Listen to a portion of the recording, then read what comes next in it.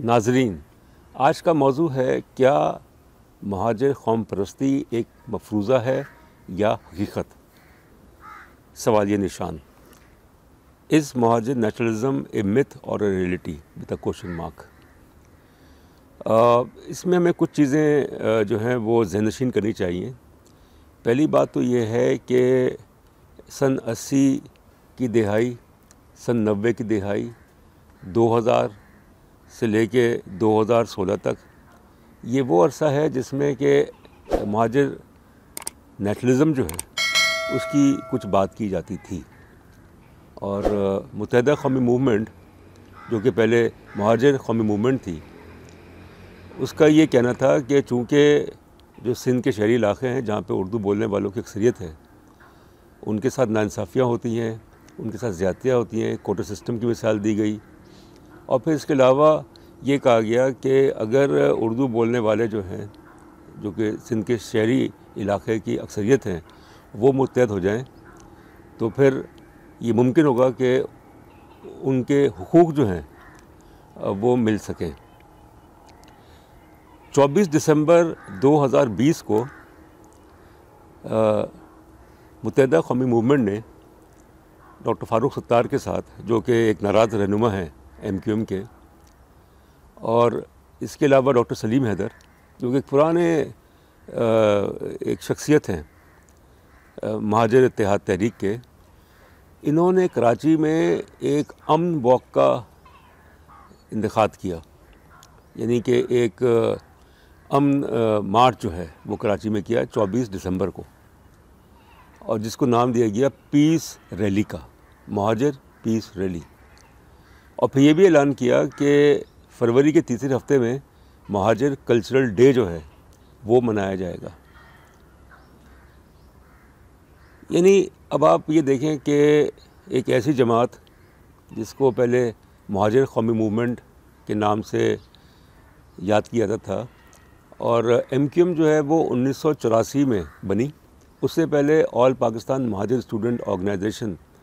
जो कि सन 78 में वजूद में आई। सन 78 से लेके सन 84 तक APMSO रही। उसके बाद APMSO तो खैर अभी भी है। उसके बाद फिर MQM वजूद में आई सन 84 में, और फिर सन 87 के जो बलदियाती इंतखाबात थे कराची में, वो MQM ने जीत लिए। 88 के इंतखाबात नवंबर 16 के सिंध के शहरी इलाक़ों में MQM स्वीप कर गई। उसके बाद जितने भी इलेक्शंस हुए, यानी कि 88 के इलेक्शंस, 90 के इंतखाबात, 93 के इंतखाबात, 97 के इंतखाबात, 2002 के इंतखाबात,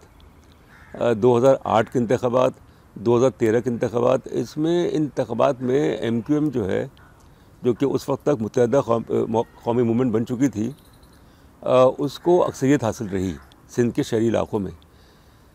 2018 के इंतखाबात में जुलाई में जो हुए थे, उसमें MQM की कारकर्दगी इंतहाई मायूस कुन रही और तहरीक इंसाफ जो है वो पहले नंबर पे आ गई। यानी कराची की सिंध के शहरी इलाक़ों की लगभग कौमी असम्बली की 30 जो नशिस्तें हैं, उसमें से MQM जो है मुश्किल से 6-7 नशिस्तें ले सकी। तो कहने का मकसद ये है कि ये जो एक नारा जो था महाजर नेशनलिज़म का, उसको दोबारा जो है ज़िंदा किया जा रहा है। और MQM जो है इस सारे अरसे में ज़ाहिर है कि बहुत बहरानों का शिकार रही। इसके जो बानी थे, क़ायद थे अल्ताफ़ हुसैन साहब, उनकी जो तकरीर थी अगस्त 2016 की, उसके बाद उन पर गद्दारी का जो है इल्ज़ाम लगा। इल्ज़ामात तो पहले भी लगते रहे थे, उनको बैन कर दिया गया ऑन एयर। तो अब दोबारा जो है ये चीज़ें तक़वियत पकड़ी हैं, ज़ोर पकड़ी हैं, और उसकी वजह यह है कि जो इश्यूज़ थे जिसकी वजह से APMSO बनी थी, यानी कि ऑल पाकिस्तान महाजर स्टूडेंट ऑर्गेनाइजेशन, और महाजर कौमी मूवमेंट यानी MQM बनी थी, वो इश्यूज़ अभी भी हैं। बल्कि वो जो इश्यूज़ हैं वो अब ज़्यादा संगीन हो गए हैं कि कराची जो है,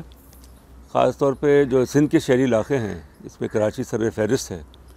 वो वफाकी जो रेवेन्यू है उसका तकरीबन 65% देता है, और जो सिंध का जो रेवेन्यू है उसका तकरीबन 80% देता है। और इसके बावजूद कराची की हालत हमें सबको पता है कि एक खंडहर बन चुका है, कि कराची जो है बातें ही होती रहती हैं कि कराची ट्रांसफॉर्मेशन प्लान के 1 खरब रुपए का प्लान, जिसकी वजह से, जिसकी बदौलत कराची जो है उसमें जो निकासी का जो मसला है, पब्लिक ट्रांसपोर्ट का है, सड़कों का मसला है, नालों का मसला है, कच्ची आबादियों का मसला है, ये तमाम जो इश्यूज़ हैं ये हल हो जाएंगे, मगर ये सिर्फ कागजी सतह पे हैं। तो कराची की आबादी, जो मैं अर्ज़ कर रहा था कि ये जो महाजन नेशनलिज़म का जो नारा है इसको दोबारा ज़िंदा किया जा रहा है, उसकी एक और वजह ये है कि जो 2017 की जो मरदमशुमारी थी, जो सेंसस थे, उसमें कराची की जो आबादी है वो तकरीबन 1.5 करोड़ से भी कम दिखाई गई, जबकि असल आबादी जो है वो 3 करोड़ है। 2.5 करोड़ शनाख्ती कार्ड तो कराची से इशू हुए हैं। तो अब वो 2.5-3 करोड़ की आबादी वाला शहर जो है वो उसको 1.5 करोड़ दिखाना 2017 के सेंसस में, और जिसकी बुनियाद पे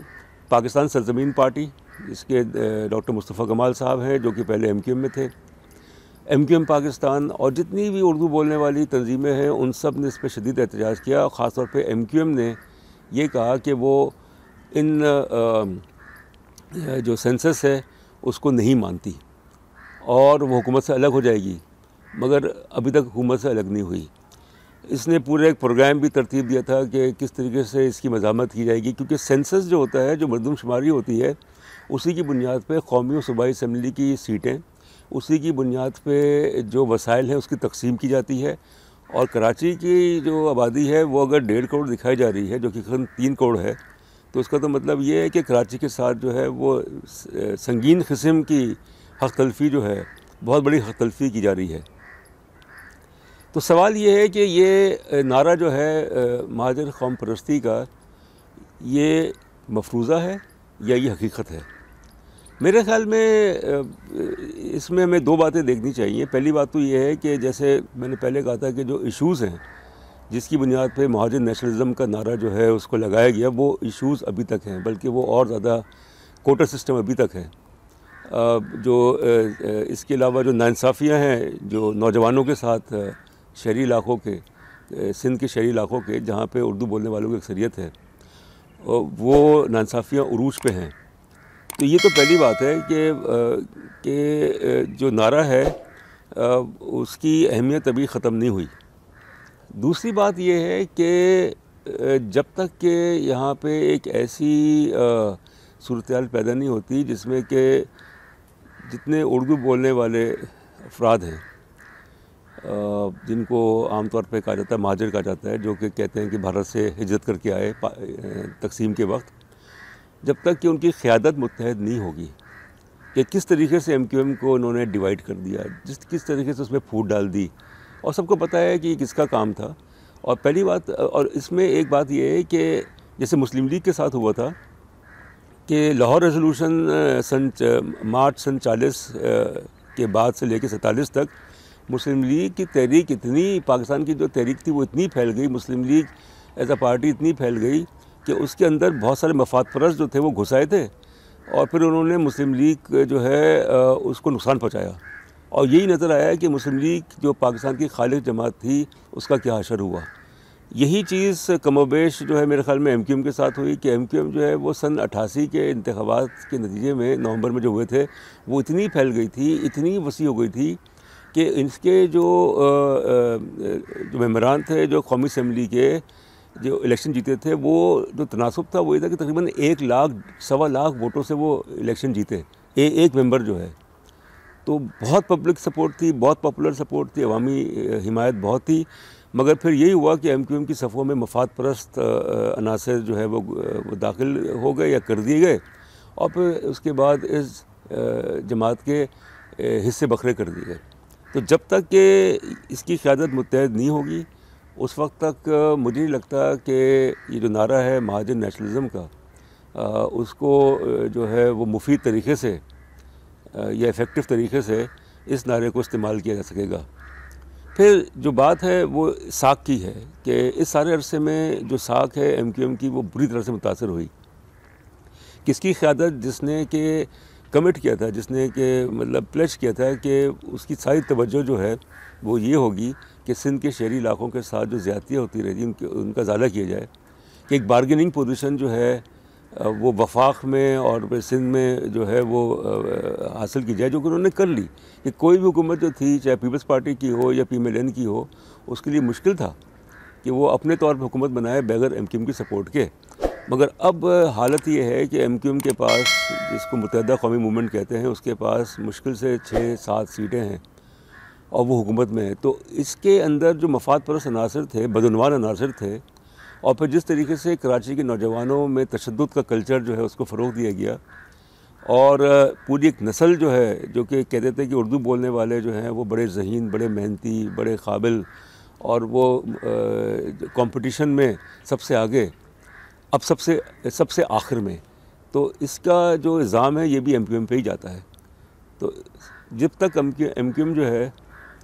वो अपने माजी से सबक नहीं सीखेगी, जब तक MQM जो है वो ये नहीं तय करेगी कि उसका मकसद जो है वो सिर्फ़ दौलत का हसूल, उसका मकसद जो है वो सिर्फ़ इक़्तिदार का हसूल नहीं है, बल्कि उसका मकसद ये है कि जिसकी बुनियाद पे उसने सन 78 में और सन 84 में जद्दोजहद शुरू की थी, उस मकसद की तरफ वो दोबारा लौटे। और फिर इससे ये भी इसे ज़ाहिर करना पड़ेगा कि अवाम का एतमाद, जिसकी बुनियाद पे वो मुंतखब हुए, उनके मेयर्स मुंतखब हुए, कौमी और सूबाई असम्बली के मेंबरान मुंतखब हुए, सेनेटर्स मुंतखब हुए, तो वो इनके एतमाद को अब ठेस नहीं पहुँचाएँगे। तो ये चीज़ तो तय करनी होगी जो उर्दू बोलने वाले जो हैं, जो क़यादत है, कि वो सर जोड़ के बैठे, वो मिल बैठ के बैठे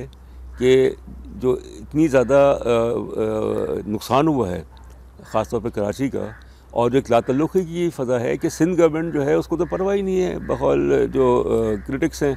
कि उसको परवाह ही नहीं है कि कराची के मसाइल क्या है। फेडरल गवर्नमेंट जो है उसको परवाह नहीं है। तो उसकी वजह सिर्फ यही है कि जो MQM की बारगेनिंग पोजीशन थी,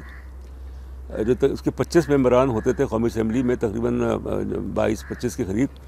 वो बारगेनिंग पोजीशन जो है कमज़ोर पड़ गई और इसमें इक़्तिदार की हवस आ गई, दौलत की हवस आ गई। तो इनको ये सोच बदलनी पड़ेगी, और जब तक ये सोच नहीं बदलेगी उस वक्त तक जो महाजिर नेशनलिज़म का जो नारा है वो एक मफरूज़ा ही रहेगा, उसमें कोई हकीकत नहीं रहेगी। बहुत शुक्रिया।